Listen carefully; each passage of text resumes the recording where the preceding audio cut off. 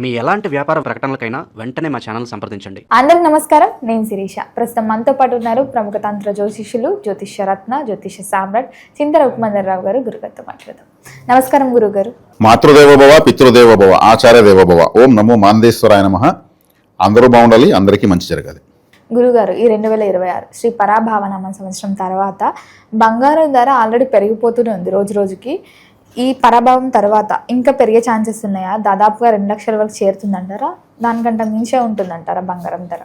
ఈ పరాభవనామ సంవత్సరంలో బంగారం ధర 2 లక్షల వరకు పెరుగుతుందంటారా అని అడుగుతున్నారు. 2 లక్షలు అంటే ఏంది?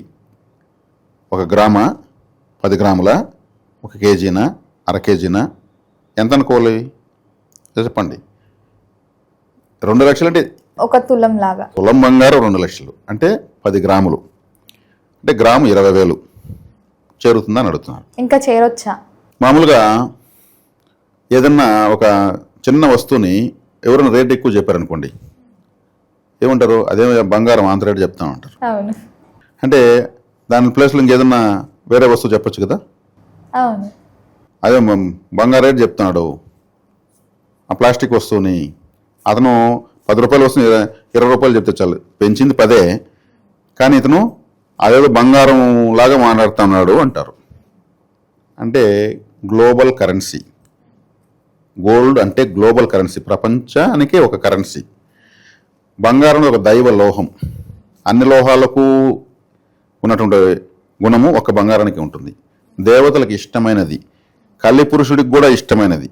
కలిపురుషుడి యొక్క మంచి ఉన్నటువంటి ఏకైక మంచి లక్షణం బంగారంలో పెట్టాడు. కలపురుషుడు అంటే చెడ్డవాడని అందరూ అనుకుంటుంటారు. అన్ని వ్యసనాల్లో ఆయన ఉంటాడు, కానీ బంగారంలో కూడా ఉంటాడని చెప్పాడు ఆయన. ఆయనకున్న ఏకైక మంచి గుణము బంగారంలో పెట్టాడు. మరి అది ఆయన చెడ్డ గుణమే ఉంటే దాన్ని ఎందుకు దేవతలు ఎక్కువ ఇష్టపడతారు? దేవతాలోహం కాబట్టి బంగారం ఎప్పుడు అదేమన్నా బంగారం అన్నట్టు బంగారం బంగారమే. 20,000 చేరుతుందా అంటే 20,000 చేరడం అనేది బంగారం అనేది పెద్ద విషయమే కాదు. 20,000 ఈజీగా చేరిపోతుంది. దానికి పరాభవనామ సంవత్సరంలోనే చేరుతుందా, ఫలానా మాసంలో ఫలానా నక్షత్రం రోజు వారానికి చేరుతుందా అని అన్న అవసరం ఏం లేదు. అది ఎనీ టైం అది గ్రోత్ అవుతూనే ఉంటుంది. ప్రపంచంలో ఎన్నో సంక్షోభాలు వస్తూనే ఉన్నాయి. ఏ సంక్షోభం, ఏ యుద్ధం ఏది వచ్చినా ముందు పెరిగేది బంగారమే. పెట్రోలు, నిత్యావసర వస్తువులు ఇవన్నీ పెరుగుతూ పోతాయి. గ్లోబల్ కరెన్సీకి ముందుకు డిమాండ్ పెరిగిపోతుంది. ఎవరి దగ్గర ఎక్కువ బంగారు నిల్వలు ఉంటే వాళ్ళంత గొప్ప సంపన్న దేశాలు.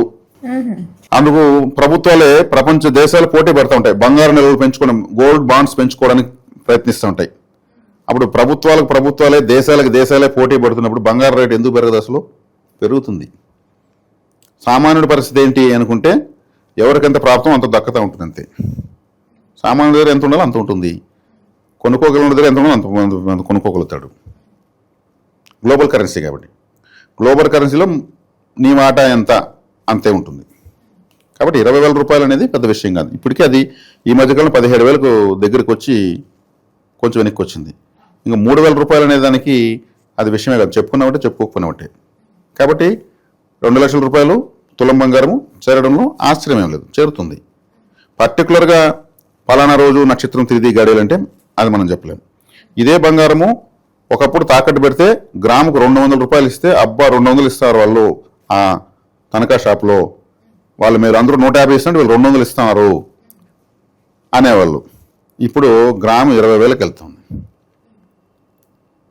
అంటే 200తో పోలిస్తే ఎన్ని రెట్లు పెరిగింది? ఆ రోజు అనుకున్నారు 20,000కి పోతుంది, ఆ రోజు ఒక 10 కేజీలు తీసి పెట్టుంటే ఈరోజు ఎన్నో కోట్లు అనుకోవచ్చు కదా.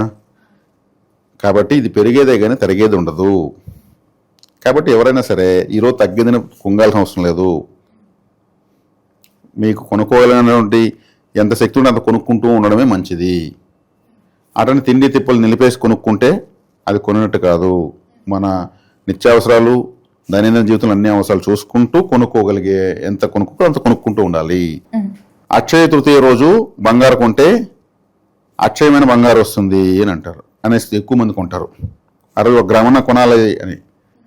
అక్షయ తృతీయ రోజు బంగారం కొంటే కాదు తరిగిపోయినటువంటి సంపద వచ్చేది. ఆ రోజు చేసే దానం వల్ల తరగనంత పుణ్యం వస్తుంది, బంగారం కన్నా విలువైన పుణ్యం వస్తుంది. ఆ రోజు చక్కగా మంచి పెరుగన్నము, మంచి ఎండాకాలంలో వస్తుంది అక్షయ తృతీయ, వేసవికాలం వస్తుంది కాబట్టి మంచి మజ్జిగ, పెరుగన్నము తింటే వేడి తగ్గేటువంటి ఆహారము, పండ్ల రసాలు ఇటువంటివి పంచి పెట్టడం వల్ల 10 మంది తాగి స్వస్థతను పొందడం వల్ల ప్రాణము లేచిరా వస్తుంది. చల్లగా తిండినా తాగితే ఆ టైంలో అంత ఎండలో ఎంతోమంది ప్రాణశక్తిని తృప్తిపరచడం వల్ల అక్షయమైన పుణ్యం వస్తుంది. కానీ చాలా మంది ఆ రోజు బంగారం కొంటా ఉంటారు. బంగారం కొనాలి, బంగారం. ఇప్పుడు కొన్న వాళ్ళకంతా ఒక టన్ను బంగారం ఉన్నట్టు వాళ్ళు ఫీల్ అవుతున్నారు. సరే, వాళ్ళ ఆలోచనలో పాజిటివిటీనే ఉంది. కానీ ఆ రోజు చేయాల్సింది నీటి దానము, అన్నదానము. ఈ 2 చేయడం వల్ల బంగారం కన్నా విలువైన బంగారాన్ని సంపాదించవచ్చు. కానీ అందరూ జనాలు ఇప్పుడు అలా అడిక్ట్ అవుతున్నారు, బంగారం కొంటేనే అని అనుకుంటున్నారు. సరే, వాళ్ళ ఇష్టం అది, దాన్ని మనం నెగిటివ్గా చెప్పేది లేదు.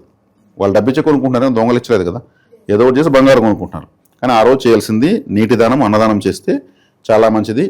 అది ఎన్నో జన్మల తర్వాత కూడా ఉపయోగపడుతుంది. మనకేదైనా ఒక మంచి జరిగింది అనుకో, నువ్వు ఏ జన్మలో చేసుకున్న పుణ్యమో అంటారు. అంటే ఏదైనా నువ్వు ఖచ్చితంగా పుణ్యం చేసినావనేసి ప్రకృతి వాళ్ళ నోటితో చెప్పించింది. ఇటువంటివి చేయాలి గొప్ప రోజుల్లో, పుణ్యదినాల్లో, పర్వదినాల్లో చేసేదాని వల్ల జన్మలకు కావాలని కరెన్సీ సంపాదించవచ్చు. బంగారం ఈరోజు సంపాదిస్తే అది మనతో కూడా వస్తుందో తెలియదు, కానీ చేసిన పుణ్యం మాత్రం కంపల్సరీ వస్తుంది. బంగారం రాదు కదా. బంగారం కూడా వస్తుంది, దానికి వేరే రీజన్ ఉంది. ఖచ్చితంగా వస్తుంది. మనం చనిపోయినాక ఎలా వస్తుంది అంటారు? ఖచ్చితంగా వస్తుంది. బంగారం వస్తుంది, డబ్బులు వస్తుంది, మీ ఆస్తి వస్తుంది, మీ మీరు సంపాదించిన ప్రతి ఒక్కటి వస్తుంది. నేను చెప్తాను నిజం, అబద్ధం కాదు నేను చెప్పేది. ప్రతి ఒక్కటి వస్తుంది. మీదైనది ఏది ప్రతి ఒక్కటి మీతోనే వస్తుంది. మరి చనిపోయిన వ్యక్తిని ఒక గొంతులో పూర్తి చేస్తారు కదా, ఈ ఆస్తులని అక్కడ వేరు కదా, ఆ డాక్యుమెంట్స్ వేరు, ఈ బంగారు వేరు కదా అని మీరు అనుకుంటున్నారు. ప్రతి ఒక్కరు అనుకుంటారు. లేదా కాల్ చేస్తారు, కాల్ చేసిన దాంట్లో వేరు కదా అని మీరు అనుకుంటున్నారు. ఏదైతే నిజాయితీగా మీరు సంపాదించుకున్నారో, నిజాయితీగా, అవినీతిగా కాదు, అది ఎంతైతే ఉంటుందో నెక్స్ట్ జన్మలో ఎక్కడైతే ఏ ఫ్యామిలీలో పుడతామో ఈ ఆస్తులకు సరిపడా ఆస్తులు ఉన్నటువంటి ఫ్యామిలీలో పుడతాం. అక్కడ ఆ ఆస్తులని ఈ బిడ్డకు అటాచ్ అయిపోతాయి. ఈ ప్రాపర్టీ ఇంకొక చోట కన్వర్ట్ అవుతుంది. ఆ బిడ్డ చేసుకున్న పుణ్యం చూడు, పుట్టగానే జమ్మని ఇప్పుడు అవంతా ఆ బిడ్డకే అంటారు. ఆడొచ్చి జమ అయిపోతుంది, ట్రాన్స్ఫర్ అవుతుంది, ఎనర్జీ ట్రాన్స్ఫర్ ఇంకో ఫ్యామిలీలో ట్రాన్స్ఫర్ అయిపోతుంది.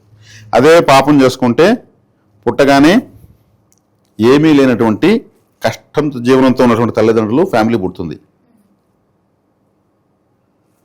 తక్కువ స్థాయి చదువు, స్కూల్స్కి వెళ్ళడము, కష్టపడి ఆ జన్మలో అప్పటి నుంచి ఒకటితో స్టార్ట్ చేసి డెవలప్ చేసుకుని సంపాదించుకునే అవకాశం వస్తుంది. పుణ్యం చేసుకుంటే ఆ ఇంట్లో పుడతారు. ఆ పుట్టినటువంటి పురుడు నామకరణం చేస్తారు కదా, ఆ రోజే ఓ 10 లక్షల రూపాయల బంగారు గిఫ్ట్లు వస్తాయి, రింగులు, చైన్లు అందరూ ఎత్తుక చేస్తూ ఉంటారు. బిడ్డ పుట్టుగానే వేస్తారు కదా, అది ఎక్కడికి పోదు, రకరకాల రూపాల్లో పలువురు వ్యక్తుల రూపంలో, రకరకాల పరిస్థితుల రూపంలో వచ్చి అటాచ్ అయిపోతుంది.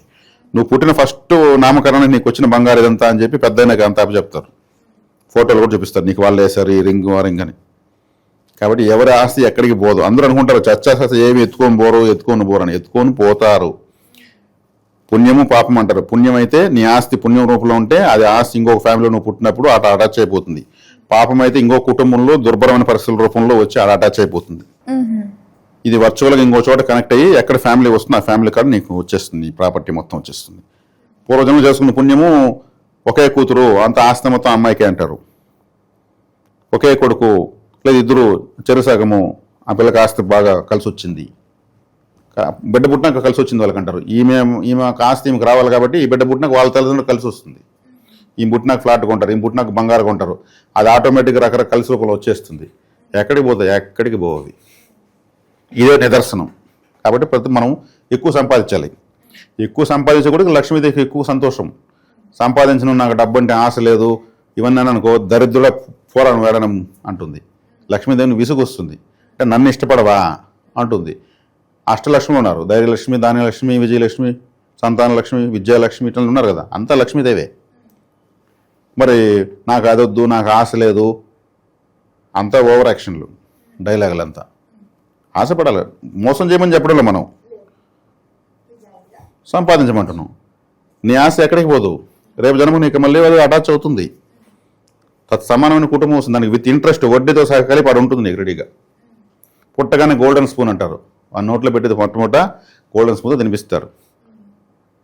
ఒక గ్రామ్ బంగారం 20,000 ఉన్నప్పుడు స్పూన్ ఎంత ఉంటుంది పుట్టగానే. కాబట్టి అలా సంపాదించుకోవాలి. కాబట్టి ఎక్కడికి ఏది పోదు. కాబట్టి ఇప్పుడు మనం ఎక్కడ స్టార్ట్ చేసాము, ఏ విషయంగా స్టార్ట్ చేసాము మనం ఇప్పుడు? ఈ 2026లో బంగారం ధరలు, బంగారం ధర. కాబట్టి ఇది బంగారము, అదేదో ఎవరైనా ఏదైనా మాట ఎవరు నీ ఇల్లు బంగారంగా అని అంటారు. మన ఇల్లు బంగారం అవుతుంది. కాబట్టి నిజాయితీగా ఆలోచించి దేవతాలోహం కాబట్టి ఇది పెరుగుతుంది. 20,000 రూపాయలు అనేది పెద్ద విషయం కాదు. ఇప్పుడు ఎవరు లెక్క చేయడం లేదు, ఏది బేరం ఆడడం లేదు ఎవరు కూడా. ఇప్పుడు ఎంత పెరిగినా బంగారం రేటు తగ్గించాలని ధర్నా చేస్తున్నారా? లేదు కదా. ఇది గ్లోబల్ మార్కెట్ డిసైడ్ చేస్తూ ఉంది. గ్రామ్ ఎంత ప్రతిరోజు క్షణానికి ఎక్కుతూ ఎక్కుతూనే వెళ్తా ఉంది, పైకి వెళ్తూనే ఉంది. కాబట్టి ఎవరు ఎంత సంపాదించుకోవచ్చు. కాబట్టి దాంట్లో ఎటువంటి సందేహం లేదు. 20,000 కాకపోతే 30,000 కూడా పోతుంది. మీరు 20,000 వరకు 2 లక్షలు కడిగారు, 3 లక్షలు పోతుంది. దాని ఏముంది? ప్రపంచం ఆదరించేటప్పుడు ఏది ఆదరిస్తే అది ఎక్కువ అవుతుంది. దేని మీద ఎక్కువ ఇంట్రెస్ట్ చూపిస్తే అదే పెరుగుతుంది. అదే మైనింగ్. ప్రపంచం దేని గురించి ఆలోచిస్తుందో ఆలోచన మైనింగ్. ఇప్పుడు అందరూ ప్రపంచం అంతా వంకాయలు పండించారు అనుకోండి, వంకాయలు ఎక్కువ పండిపోతాయి. అదే మైనింగ్ ఎక్కువ అయిపోయింది వంకాయ అని అర్థం. బంగారాన్ని ఎక్కువ మైనింగ్ చేస్తున్నారు, దాని రేటు పెరిగిపోయింది.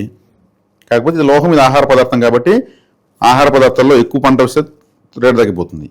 అదే మెటల్కి వచ్చే కాడికి ఎక్కువ వచ్చే కొద్దికి దాని యొక్క వాల్యూ, ఎక్కువ మంది దాన్ని కొనుక్కొని దాచిపెట్టుకోవడం స్టార్ట్ చేశారంటే అది ఎక్కువ విలువ పెరిగిపోతుంది. కాబట్టి ఏదైనా మైనింగే. కాబట్టి బంగారం మైనింగ్ మానసికంగా మెంటల్గా ఎక్కువ జరుగుతుంది కాబట్టి దాని వాల్యూ పెరుగుతుంది. ఎటువంటి సందేహం లేదు. గురుగారు మొత్తం మీద మాకు తెలియని ఎన్నో మంచి విషయాలు తెలియజేసినట్టు ధన్యవాదాలు. ధన్యవాదాలు.